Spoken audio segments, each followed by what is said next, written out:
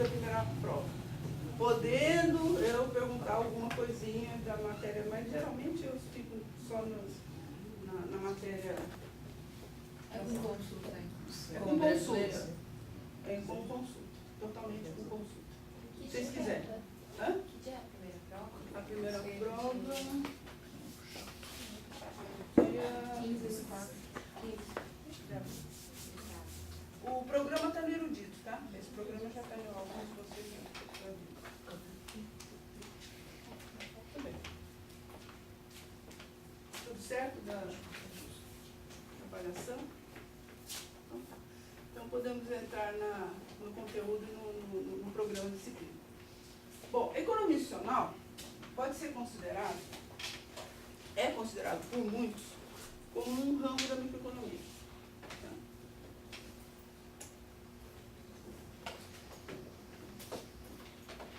Nem todos os autores vão concordar que é um ramo da microeconomia neoclássica. E de fato não é, porque existem várias vertentes de economia institucional, né, a ponto de ser difícil identificar uma economia institucional. Né? Da mesma forma que existe uma microeconomia, não existe uma economia institucional. Existem várias economias institucionais. Inclusive algumas que nem se chamam de economia institucional. Eu chamo de economia institucional porque são approaches que se preocupam com as regras.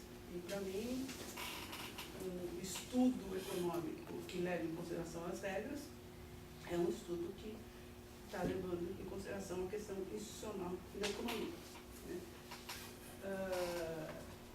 Então, nós temos, desde a tal da nova economia institucional com a economia de sustentação do Williamson, tá? Temos, aqui ainda não está aparecendo, mas tem autores como Buchanan, da escolha pública, que se dedica totalmente à análise das regras, em maior parte dos trabalhos dele, né? E que são, o Buchanan é totalmente neoclássico, né? O Buchanan nunca deixou de ser neoclássico, assim como outros que nós vamos ver. E depois tem outros autores, como Nelson Winter e autores da escola regulacionista, que não tem nada a ver com a teoria neoclássica. Mas todos podem ser classificados dentro do que a gente chamaria de microeconomia. Por quê? Porque todas essas vertentes, elas estão dedicadas à análise do comportamento do agente. Seja o comportamento individual, seja o comportamento coletivo. Não é macroeconomia. Não é um estudo de comportamentos agregados, tá? Ou de fenômenos, comportamentos não é estudo de fenômenos agregados. Fenômenos agregados são objetivos da macroeconomia. A economia institucional não se volta para fenômenos agregados. Ela se volta sempre para a análise do comportamento do agente ou dos agentes, o individual e o comportamento coletivo.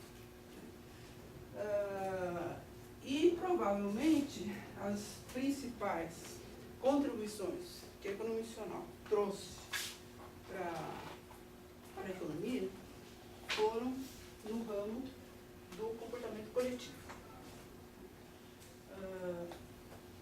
o qual é, digamos,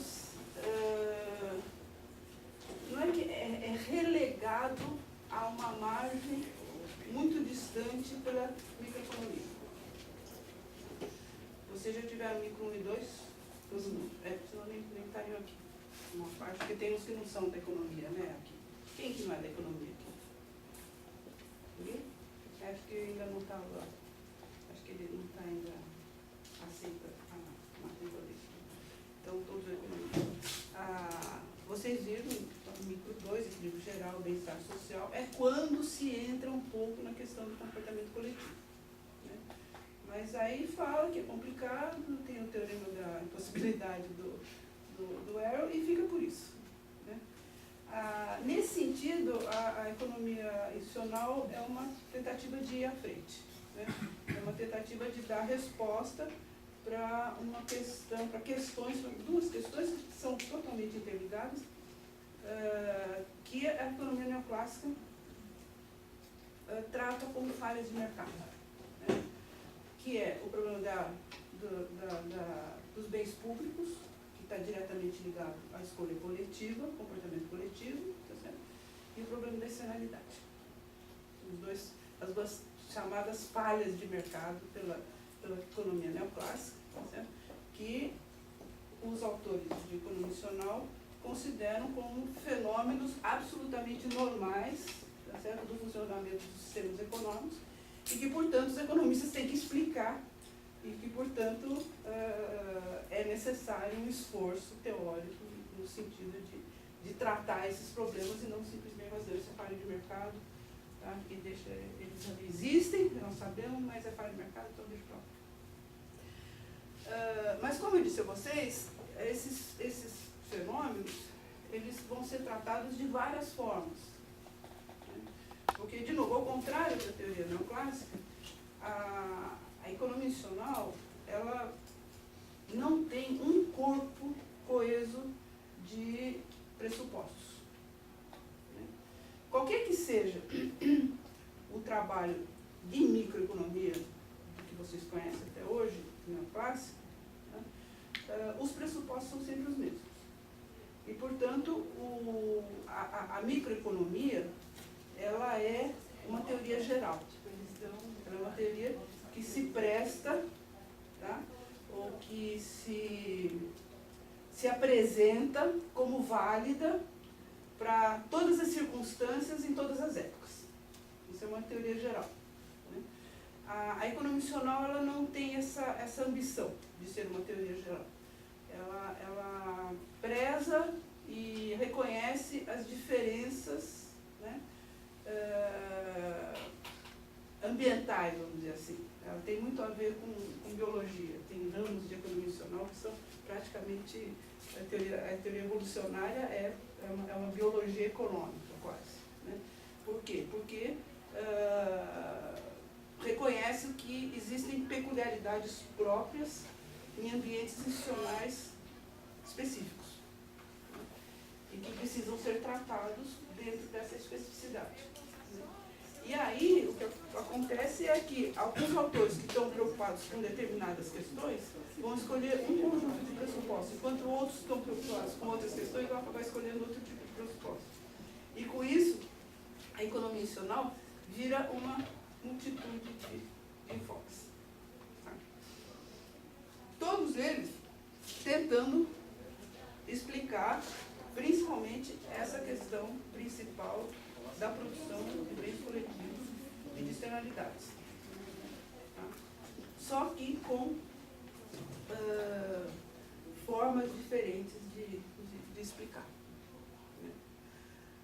A coisa mais importante que eu chamaria a atenção de vocês para a questão dos bens públicos, que vocês poderiam falar assim, mas os bens públicos e as externalidades, na verdade, não são importantes. Tá certo? Então, não precisa, o tratamento que a teoria neoclássica dá para eles é suficiente. Ele não precisa ficar investindo em estudar essas coisas, porque isso não é importante, né, para o funcionamento do sistema econômico. O importante é o que a teoria neoclássica faz. Os bens públicos não é importante. Mas daí, o que a literatura tem mostrado cada vez mais, e eu acho que esse ano no Brasil é um exemplo, de novo, muito vívido dessa questão, é que a cooperação nos sistemas econômicos não se produz espontaneamente como sugeriu o Adam Smith. O Adam Smith, naquela famosa citação que todo mundo faz dele, né, que ele fala do padeiro, do açougueiro, ele assentou as bases dessa crença da teoria neoclássica de que a cooperação se produz espontaneamente pelo alto interesse das pessoas. O açougueiro, o padeiro, buscando o seu próprio interesse, ficar rico, ganhar dinheiro, ele oferece pão que a coletividade precisa. Então tem uma cooperação embutida ali, entre o padeiro, o açougueiro e os consumidores. Ocorre que, no caso dos bens coletivos, na maior parte, o SEI vai dizer assim, na maior parte dos bens privados, isso é verdade. Né? Por quê? Para a pessoa conseguir a coisa, ela tem que pagar.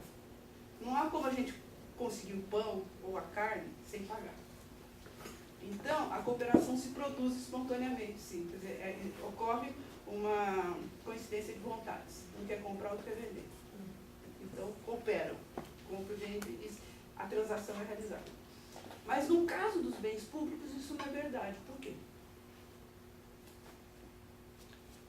Ninguém quer fornecer, não dá lucro. Qual é a definição de bens públicos? Que é do São. Pensão, Não excludente e não rival. O importante é ser não excludente. Uma vez produzido o negócio, todo mundo pode consumir, tendo colaborado para a produção dele ou não.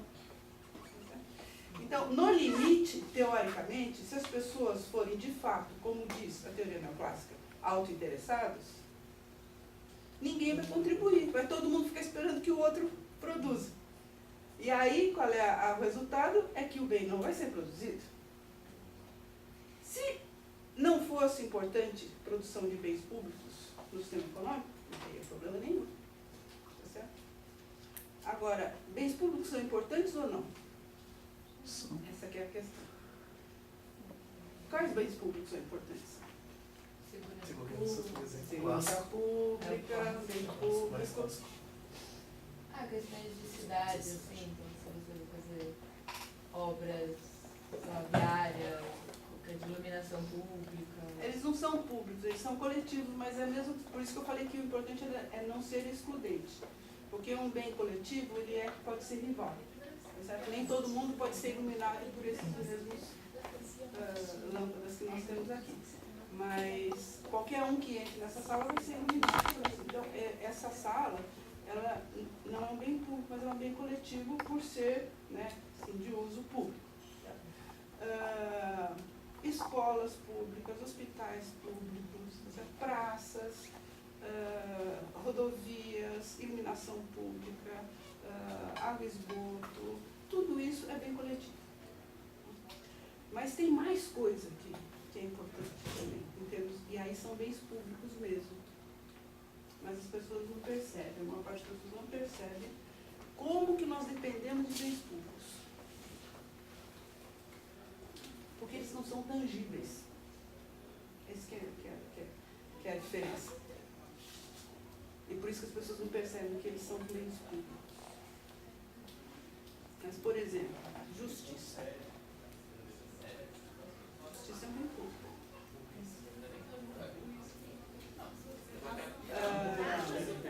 Moeda. Moeda é um bem público.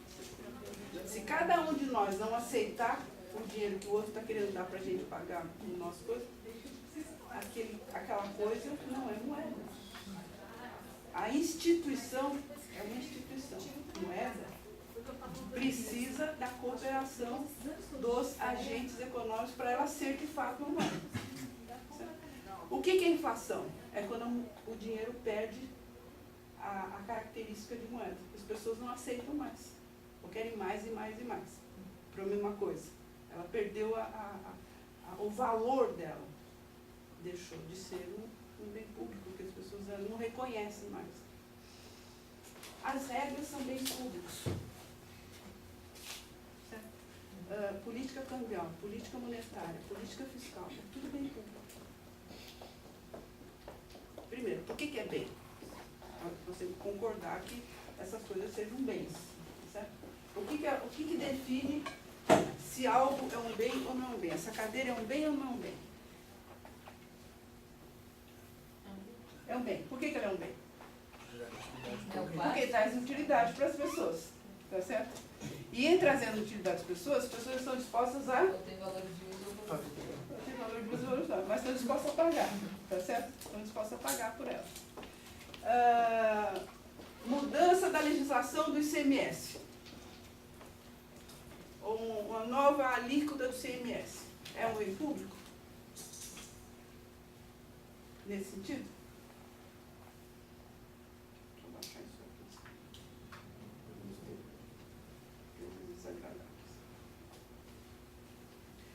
Para começar, por que nós temos legislação fiscal, monetária? Porque alguém quer, né?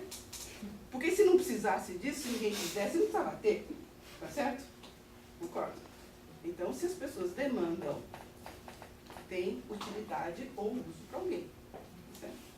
E muitas pessoas estão dispostas a pagar por isso. Concorda? Por que tem lobby? Por que tem associações de produtores, de banqueiros, de indústria, etc. Porque essas pessoas se organizam para pressionar o governo para os seus próprios interesses. Da mesma forma que a gente vai na loja de sapato para comprar um sapato. A gente se mobiliza para obter alguma coisa que a gente quer. É a mesma coisa, não tem a menor diferença. É intangível. A diferença é que é intangível. Mas tem tanta coisa que a gente quer que é intangível, e que se a gente se mobiliza e demanda e paga, então, tá certo? É a mesma coisa. Só que tem uma diferença. De novo, é um bem público. Isso é um bem público mesmo. Porque uma vez criada uma legislação nova do ICMS, todos os brasileiros estão sob essa legislação. Queiram ou não queiram. Tenham sido eles os que demandaram ou os que se colocaram contra. Certo? Eles vão ter que engolir. Os que se colocaram contra vão ter que engolir, porque eles vão ter que pagar aquele ICMS agora daquele jeito.